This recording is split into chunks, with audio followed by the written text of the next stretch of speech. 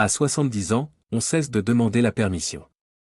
Mais c'est précisément à ce moment-là que certaines familles commencent discrètement à prendre le contrôle, non par méchanceté, mais parce qu'elles pensent mieux savoir que vous. J'ai constaté de visu comment des attentions bien intentionnées se transforment en un contrôle silencieux et oppressant. Un mot par-ci, une décision par-là, et voilà que vous vivez une vie que d'autres ont conçue pour vous. Mais quelle vie vivez-vous réellement en ce moment? Où vous aimeriez passer votre retraite? Il y a un moment que beaucoup ne comprennent que lorsqu'il est trop tard. Je me souviens très bien de cette soirée où ma fille m'a expliqué qu'elle avait déjà parlé à son frère de mon appartement, de mon avenir, de ma vie. Pas avec moi. De moi. Assise à table, j'ai réalisé que, dans cette conversation, la question de l'endroit où je passerai mes dernières années avait déjà été tranchée sans même que je sois consulté. Le logement n'est pas une question logistique. C'est une question de dignité. Le lieu où l'on vit détermine qui l'on est encore autorisé à être, les habitudes que l'on peut conserver, les personnes que l'on fréquente, si l'on boit son café du matin seul ou sous surveillance constante. Nombre de personnes âgées ne renoncent pas consciemment à cette décision. Elles cèdent sous la pression de leur famille, par crainte de créer des problèmes, parce qu'elles se disent, peut-être ont-ils raison. Et dans cette capitulation silencieuse, elles perdent quelque chose d'irréparable. Ce que la plupart des gens réalisent trop tard, c'est que les familles agissent souvent par peur, et non par sagesse. La peur qu'il arrive quelque chose. La peur de se sentir coupable de ne pas intervenir.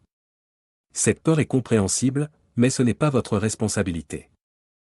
Si une personne de 70 ans n'est plus autorisée à décider où elle dort, se réveille et commence sa journée, ce n'est pas de la protection.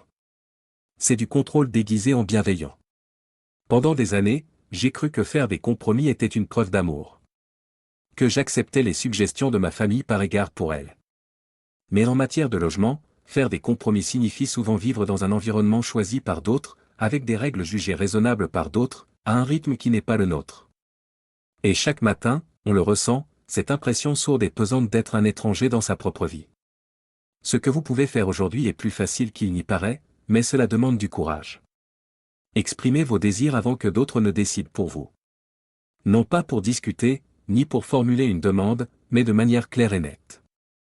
Dites à votre famille comment vous souhaitez vivre tant que vous avez encore la force de le faire avec conviction. Le silence encourage les autres à parler. Et une fois exprimé, une décision est bien plus difficile à revenir sur un souhaitu, rester secret. L'endroit où l'on vit façonne chacun de ses jours. Il détermine si l'on se réveille le matin avec le sentiment d'être chez soi, ou si l'on ressent chaque jour un petit manque. Certaines personnes ne s'en rendent compte que longtemps après le déménagement, une fois les meubles installés dans le nouvel appartement et le leur vide. Elles se retrouvent alors dans une pièce inconnue et se demandent comment tout a pu passer si vite. Vous ne devriez jamais avoir à vous poser cette question. Non pas parce que la vie se déroule toujours comme prévu, mais parce que, tant que vous êtes capable de penser et de parler clairement, cette décision ne vous appartient qu'à vous. 2. Comment vous dépensez et gérez votre argent. Il arrive un moment que beaucoup de gens ne comprennent que lorsqu'il est trop tard.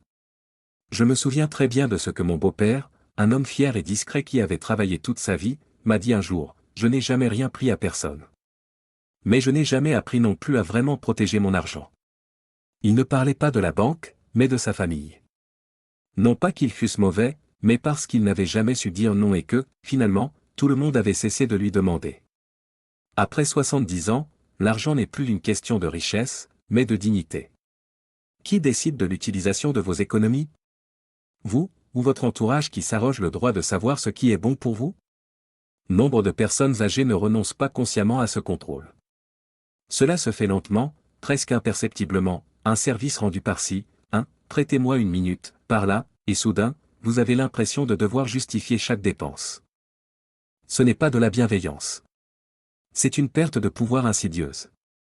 Ce que la plupart des gens réalisent trop tard, c'est que dès qu'on prend des décisions financières par culpabilité non par amour, mais par culpabilité on a déjà perdu le contrôle. La famille ne posera peut-être pas de questions directement. Mais le regard, le silence, le petit soupir au téléphone, voilà les véritables instruments de pression. Et ceux qui ont consacré leur vie à prendre soin des autres sont particulièrement vulnérables, car cette vocation est tellement ancrée en eux qu'il est presque impossible de distinguer quand on donne par envie et quand on donne par culpabilité. J'ai vu de mes propres yeux une voisine de 74 ans, vivant seule et bénéficiant d'une petite pension stable, perdre presque toutes ses économies en 2 ans. Non pas par mauvais choix, mais par pure bonne volonté. Son fils avait besoin d'argent pour son entreprise, sa fille pour des travaux. Et elle-même? Elle réduisait ses dépenses alimentaires tous les 2 jours, refusant d'admettre qu'elle n'avait plus rien. Ce n'est pas un cas isolé. C'est une épidémie silencieuse chez les personnes âgées, dont on parle très peu. Que pouvez-vous faire aujourd'hui? Commencez par considérer votre argent comme le vôtre, et non comme un bien commun familial sur lequel chacun a le droit d'avoir un avis. Notez vos besoins mensuels, vos envies et ce que vous seriez prêt, à donner, de votre plein gré et sans pression. Puis, respectez cette limite. Non pas avec dureté, mais avec lucidité. Dire simplement, ce n'est pas bon pour moi en ce moment, n'est pas une attaque contre la famille, c'est un acte de respect de soi. Parlez de votre situation financière à une personne extérieure à votre famille. Un conseiller, un ami, une personne neutre, quelqu'un qui n'a aucun intérêt personnel dans vos décisions. Car ceux qui ne parlent d'argent qu'en famille reçoivent rarement des conseils honnêtes. Votre argent est le fruit d'une longue vie de labeur, de sacrifice et de responsabilité. Il vous appartient, non comme un symbole de pouvoir, mais comme le fondement de votre liberté. Et une liberté qui n'est pas activement défendue se perd silencieusement et sans résistance. 3. Les traitements médicaux que vous acceptez ou refusez. Il y a un moment que beaucoup d'entre nous connaissent, allongé sur un lit d'hôpital blanc, l'air imprégné d'une odeur de désinfectant, et quelqu'un d'autre qui parle à votre place. Non pas parce que vous l'aviez souhaité, mais parce que vous n'avez jamais exprimé vos désirs. J'avais 72 ans lorsque mon médecin m'a expliqué qu'une chimiothérapie intensive était ma seule option. Ma fille a acquiescé avant même que j'aie ouvert la bouche. Elle était bien intentionnée. Je le sais maintenant. Mais à ce moment-là, j'ai ressenti quelque chose que je n'avais jamais ressenti aussi clairement auparavant, mon corps, ma maladie, ma décision, et pourtant je suis restée assise là, silencieuse. La plupart des gens n'apprennent qu'ils ont le droit de refuser ou d'accepter un traitement médical que lorsqu'il est presque trop tard. Non pas qu'ils l'ignorent, nous le savons tous au fond de nous, mais parce que la famille est présente, le médecin est pressé et qu'on ne veut pas paraître impoli. On signe. On hoche la tête. On obéit. Et plus tard, seul, en y réfléchissant, on se demande, était-ce vraiment ma décision?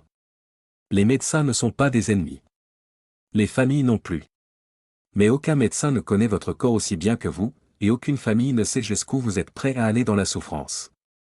Il existe une différence tacite entre ce qui est médicalement possible et ce qui vous convient personnellement. Cette différence est rarement abordée car elle est délicate. J'ai demandé un délai de réflexion.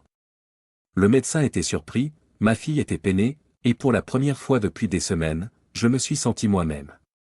Pendant ces 3 jours, je me suis posé des questions que je ne m'étais jamais autorisé à me poser. Que signifie la qualité de vie pour moi? Quels effets secondaires suis-je vraiment prête à accepter? Qu'est-ce que je veux vivre pendant les années qu'il me reste et qu'est-ce que je ne veux pas? Ces questions n'ont pas facilité ma décision, mais elles l'ont rendue mienne. Ce que la plupart des gens comprennent trop tard, c'est que le silence dans une chambre d'hôpital ne vaut pas consentement et pourtant, chacun l'interprète comme tel. La famille, le médecin aussi, le perçoit comme un accord. Ainsi, un moment de détresse intense se transforme en une décision aux conséquences durables. Non pas par malveillance, mais parce que personne ne s'est soucié de votre véritable opinion. Si vous étiez à ma place aujourd'hui ou si vous savez qu'un tel moment pourrait arriver, une chose change tout, exprimez vos souhaits avant que l'urgence ne survienne. Non pas sous forme de liste, ni de document légal, mais lors d'une conversation sincère avec une personne de confiance. Dites quels traitements vous pouvez envisager et lesquels vous ne pouvez pas. Dites ce que signifie la dignité pour vous. Dites-le à voix haute, afin que cela ne soit pas oublié lorsque vous n'aurez plus la force de le dire vous-même. Mon corps en a vu de toutes les couleurs. Il a donné naissance à des enfants, enduré des pertes et survécu à des décennies. Il mérite que ce soit moi qui parle en son nom, et non quelqu'un d'autre, aussi aimant soit-il.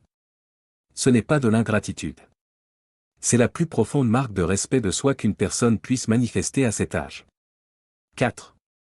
À qui vous donnez votre temps, votre amour et votre attention. Il y a un moment dans la vie que la plupart des gens ne comprennent que bien après qu'il soit passé. J'avais 72 ans, j'étais assise seule à table un dimanche soir, et je me demandais pourquoi je me sentais si vide, malgré une semaine chargée. Occupé avec des gens qui avaient besoin de moi. Pas avec des gens qui me faisaient du bien. Voici la vérité que personne n'ose dire à voix haute, chaque année qui passe rend notre temps plus précieux, et pourtant, la plupart d'entre nous le gaspillons plus insouciants que jamais. Nous nous sentons obligés. Nous ne voulons blesser personne. Nous disons oui, même si notre cœur a depuis longtemps dit non.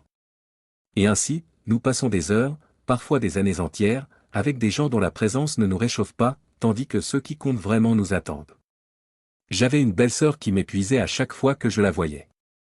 Chaque conversation se transformait en plainte, chaque rencontre en reproche silencieux.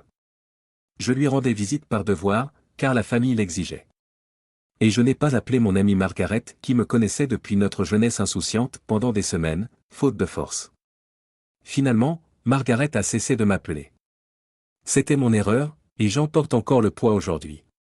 Ce qui empêche la plupart des gens de faire marche arrière plus tôt, ce n'est pas l'indifférence, mais la peur d'être perçu comme insensible. Nous avons grandi dans une génération qui plaçait le devoir au-dessus du bien-être personnel, qui entretenait l'harmonie même lorsqu'elle n'était qu'une façade. Personne ne nous a appris que préserver notre énergie n'est pas de l'égoïsme, mais une forme de dignité. Cette leçon arrive tard. Pour certains, elle n'arrive jamais. Posez-vous une simple question aujourd'hui, pas demain, qui, dans votre entourage, vous apaise après une conversation, et qui vous épuise. Pas de théorie, pas d'analyse, juste cette observation sincère. La réponse vous viendra immédiatement, car votre corps la connaît depuis toujours. Il attendait simplement que vous l'écoutiez. Il ne s'agit pas de couper les ponts avec les autres ni de devenir froid.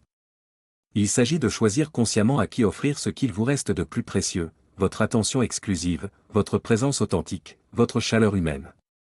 Une personne que vous écoutez vraiment le ressent. Et vous le ressentez aussi, car cela ne vous épuise pas, mais vous nourrit. À 70 ans, vous avez le droit et même le devoir de choisir. Non pas cruellement, non pas avec indifférence, mais avec clarté. Votre famille ne le comprendra pas toujours. Certains l'interpréteront comme un rejet, alors qu'en réalité c'est tout le contraire, ils protègent ce que vous pouvez encore donner pleinement, afin que cela parvienne à ceux qui en ont vraiment besoin. Ceux qui vous aiment le comprendront un jour. Quant à ceux qui ne le comprendront jamais, ils vous ont déjà donné leur réponse. Le temps est la seule chose qu'on ne peut rattraper. Aucune conversation, aucun geste ne peut remplacer une heure perdue, et aucune obligation au monde ne vaut la peine de passer les dernières années de sa vie avec des gens qui ne connaissent pas votre âme. 5. Comment vous souhaitez qu'on se souvienne de vous après votre décès? Il arrive un moment dans la vie où l'on cesse de regarder devant soi et où l'on commence à regarder en arrière. J'avais 74 ans lorsque ma petite fille m'a demandé, « Papy, que raconterons-nous de toi quand tu ne seras plus là ?» Je n'avais pas de réponse. Non pas que je n'y ai pas pensé, mais parce que j'avais toujours repoussé la question, comme si c'était une chose à faire plus tard. Un héritage, ce n'est pas un testament. Ce n'est pas un document notarié. C'est ce que vos enfants ressentent en entendant votre nom, des années après votre disparition. Et la plupart des gens laissent ce sentiment au hasard, croyant qu'une vie réussie laisse automatiquement un bon souvenir. Ce n'est pas toujours vrai. J'ai connu un homme un bon père, travailleur, fiable dans la famille, après sa mort, parlait surtout de sa colère. Des soirées qu'il passait en silence. Des mots qu'il n'a jamais prononcés. Il avait travaillé, fait des sacrifices, donné mais il ne restait que l'indicible. La mémoire d'une personne ne se forge pas à partir de ses plus grands moments, mais à partir des petites vérités répétées du quotidien. Que laissez-vous derrière vous chaque jour? Beaucoup de gens se posent cette question trop tard, car la vie les accapare. Maladie, soucis financiers, conflits familiaux, tout cela grignote le temps qui devrait être consacré aux conversations les plus importantes. Et puis, d'autres prennent le contrôle. Les enfants décident de ce qui sera dit aux funérailles. Les proches choisissent les photos. Quelqu'un d'autre raconte votre histoire, avec ses propres mots, de son propre point de vue, teinté de ses propres souvenirs. Il n'est pas nécessaire que ce soit ainsi.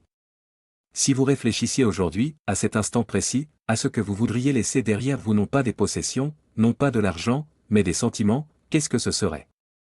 Je me suis moi-même posé cette question à un moment donné, non pas comme un exercice philosophique, mais comme une démarche sérieuse. J'ai commencé à écrire des lettres à ma fille. Pas pour des occasions spéciales, juste comme ça. Sur des choses que j'avais vécues. Sur des erreurs que j'avais commises. Sur ce que je souhaitais pour elle quand je ne pourrais plus lui demander de mes nouvelles. Ces lettres sont mon héritage, non pas parce qu'elles sont parfaites, mais parce qu'elles sont vraies. Vous n'êtes pas obligé d'écrire si ce n'est pas votre façon de faire. Certains préfèrent en parler. D'autres prennent le temps de régler les vieux conflits avant qu'il ne soit trop tard, non par faiblesse, mais parce qu'ils comprennent que seuls les conflits non résolus peuvent durablement entacher un souvenir. Une réconciliation trop longtemps reportée finit par devenir impossible, non par manque de volonté, mais parce que le temps l'a décidé. Votre héritage ne se construit pas après votre mort. Il se construit maintenant, dans chaque conversation, chaque geste, chaque instant où vous choisissez comment traiter ceux que vous aimez. Votre famille tentera de façonner cette histoire après votre décès, certains par amour, d'autres par douleur. Mais vous seul pouvez poser aujourd'hui les fondations sur lesquelles reposera ce souvenir. La question n'est pas de savoir ce que les autres diront de vous. La question est de savoir si ce qu'ils disent vous représente vraiment. Je ne sais pas combien de temps il me reste. Personne ne le sait.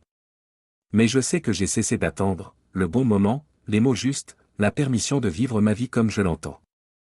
À 70 ans, on en a assez vu pour comprendre que la plupart des choses qu'on remet à plus tard n'arrivent tout simplement pas. Non pas parce que quelqu'un nous en a empêchés, mais parce que le temps passe silencieusement et sans prévenir. Au final, ce que vous aviez prévu ne subsiste pas. Ce que vous avez fait, lui, demeure.